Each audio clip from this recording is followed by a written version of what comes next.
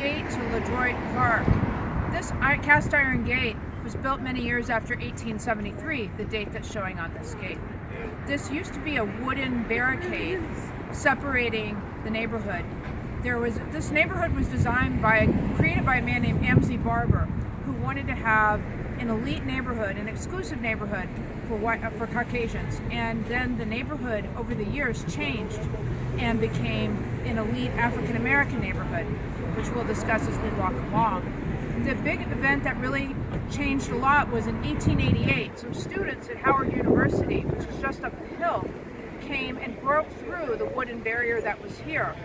And slowly but surely, there began to be a number of African American residents, including Octavius Williams, who was a barber on Capitol Hill. He was one of the first residents of color of this neighborhood.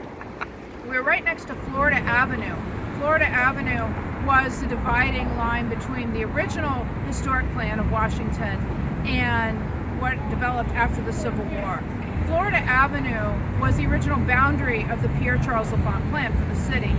And so what that meant in terms of design is that those who were designing here did not have to adhere to the original city plan when they were designing houses.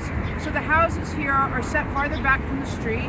They're a completely different design. These are not your typical urban row houses. There are 64 houses here, many of which are still extant, by James McGill. And he uses very interesting Italian villa romantic style that was popular in the late 19th century, based on the ideas of Andrew Jackson Downing, who wanted to have kind of a bit of country placed into city living. So as we walk along and look at these historic homes, we'll see where some very famous African Americans lived. There were professors for Howard University who lived here.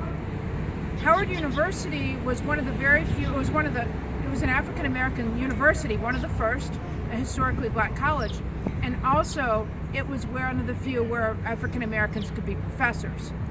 A number of the residents in this neighborhood came from Oberlin, because Oberlin College was where many African Americans were able to matriculate. So we'll be looking at some of their houses as we walk along.